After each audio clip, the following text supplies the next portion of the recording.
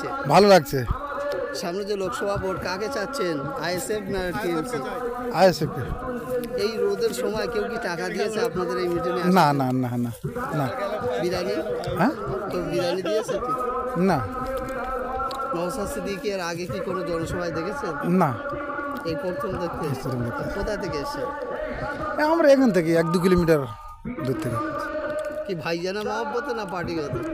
না, ওনার মহব্বতে। এখানে ভোট হয় সুস্থভাবে? হয় সামনে ভোট, কটা গন্ডগোল হয় না। কালকের দুপুর 12টার পরে পারমিশন পেলাম। যদি এটা আমরা সপ্তাহখানেক আগে পারমিশন পেয়ে প্রচার করতে পারতাম, এর মনে হয় 5 গুণ লোক এখানে উপস্থিত হতো। বলুন, কেমন সাড়া পাচ্ছেন এখানে? সাড়া খুবই ভালো। মানুষ আজকে উপস্থিত হয়েছে, যদি এখানে ভয়ের সন্ত্রাসের পরিবেশ না থাকতো, এর 10 গুণ লোক এখানে উপস্থিত হতো। আপনারা কি বাধার সৃষ্টি হয়েছিল? বাধার সৃষ্টি অনেক হয়েছে। আমরা প্রতিনিয়ত হুমকির শিকার হচ্ছি, তা সত্ত্বেও আমরা কিন্তু পিছপা হচ্ছি না। সামনে লোকসভা ভোট, মহিলাদের কতটা সাড়া পাচ্ছেন? মহিলাদের প্রচুর সাড়া আছে। আসলে আমাদের কানেকশানটা একটু কম হচ্ছে। আমাদের বাড়িতে বাড়িতে যেতে অনেক ভাইয়েরা ভয় পাচ্ছে। যদি আমরা বাড়ি বাড়ি যেতে পারি, ডোর টু ডোর যেতে পারি, তাহলে প্রচুর সাড়া মহিলা থেকে পাবো। তারা কিন্তু হয়তো কোনো মহিলার স্বামী দেখা যাচ্ছে তৃণমূলের নেতা আছে, কিন্তু সে তার স্বামীর কথা শুনছে না। সে ফোনে আইএসএফের বক্তব্য, ভাইজানের বক্তব্য শুনছে, মুগ্ধ হচ্ছে, আইএসএফের দিকে ধাবিত হচ্ছে। রবিউল শেখ, আমার মেরিগঞ্জ 1-এ বাড়ি। আমি এখানে এই অঞ্চলের সম্পাদক। আসল উদ্দেশ্য হলো ভারতবর্ষের যে পুরনো যে আদি প্রথা, আপনারা জানেন মনুবাদী যে সিস্টেম ভারতবর্ষে ছিল একটা টাইমে, শূদ্র তার হচ্ছে সব থেকে নিচু স্তরে, ব্রাহ্মণ, ক্ষত্রিয়, বৈশ্য, শূদ্র, সবার মাথার উপরে ব্রাহ্মণ থাকবে, ক্ষত্রিয় দেশ রক্ষার কাজে থাকবে, বৈশ্যরা ব্যবসা বাণিজ্য করবে, আর 90% মানুষ যারা সাধারণ তারা হবে শূদ্র, তারা হবে সেবক। এই সম্প্রদায়গুলোকে তারা সেবা করবে, তাদের কোনো অধিকার থাকবে না। গরু ছাগলের মতো তাদেরকে খামার বাড়িতে রাখা হবে। এই যে পুরনো দিনের যে হিস্ট্রি, পুরনো দিনের যে কালচার, সেটা ভারতবর্ষে বর্তমানে অন্য পথে লাগু করার চেষ্টা করছে। অর্থাৎ যারা বেনাগরিক হবে তাদেরকে ডিটেনশন ক্যাম্পে গরু ছাগলের মতো রাখা হবে। একবেলা খাবে, একবেলা খেতে পাবে না, দুবেলা খেতে খাবে না।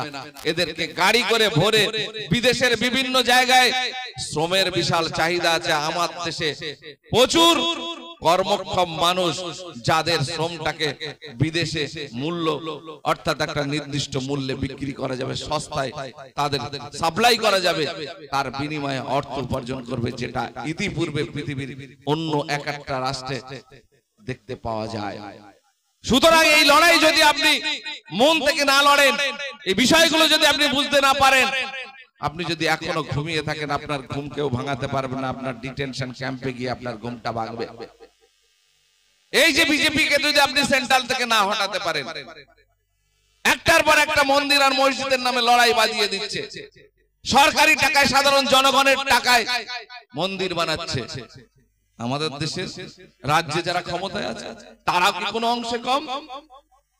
তারা দীঘাতে কি মন্দির বানাচ্ছে? রাম মন্দির নয়, হনুমান মন্দির আপনার দীঘাতে বানাচ্ছে।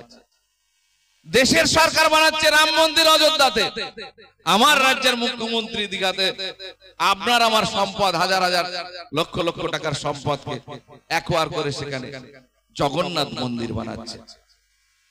কোন অংশে কম নয়, একে অপরের পরিপূরক। সুতরাং এই রাজ্যে যারা আছে তারাও কিন্তু প্রথম স্লোগান দিয়েছিল যে বিজেপির বিরুদ্ধে সমস্ত শক্তি, ধর্ম নিরপেক্ষ শক্তি ঐক্যবদ্ধ হয়ে ইন্ডিয়া নামক জোট করে এই বিজেপি নামক সরকারটাকে দেশ থেকে সরাতে হবে। শেষ বেশ কি দেখা গেল, সেন্ট্রাল গভর্নমেন্টের সঙ্গে যোগ সাজস করে এরাও ইন্ডিয়া জোট তো দূরের কথা, শত যোজন দূরে গিয়ে সব সিটে প্রার্থী ঘোষণা করে দিয়ে বিজেপির প্রকৃতপক্ষে সহযোগিতা করে দিল। তাই সাধারণ মানুষ আজকে খুব অসহায়। সাধারণ মানুষের কথা কোনো রাজনৈতিক দল ভাবছে না। আমি আপনাদের কাছে অনুরোধ করব, আপনারা নিজের জ্ঞান, বুদ্ধি, বিবেক, বিবেচনাকে কাজে লাগান।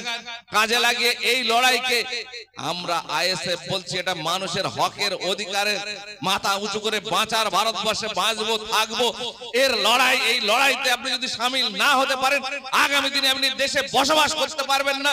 আমি সবাইকে বলবো এই লড়াইতে সামিল হন। আইএসএফ ভারতবর্ষের একমাত্র স্বদেশী সাধারণ মূল নিবাসী সাধারণ মানুষের দল।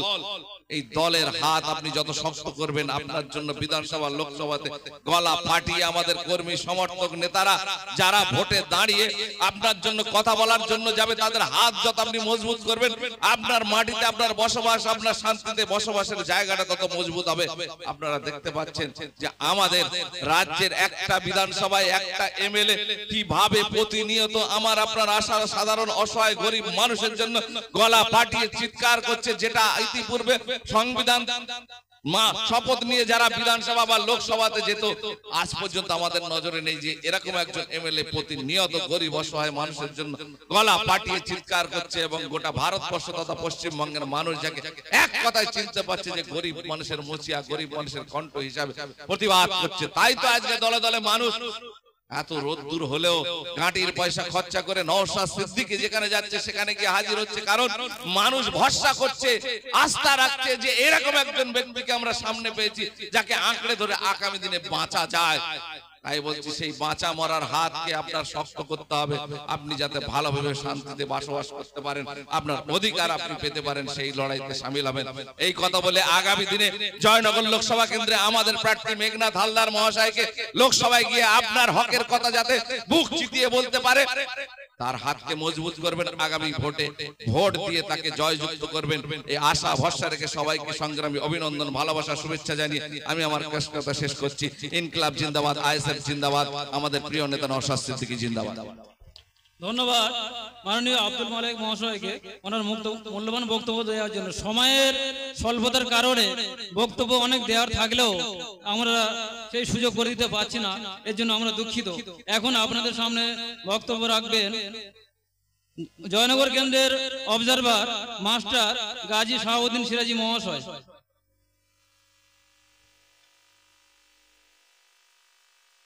উপস্থিত আজকের এই জনসভার আগত সংগ্রামী সাথী বন্ধুগণ, আজ আমরা জয়নগর লোকসভার কুলতলি বিধানসভার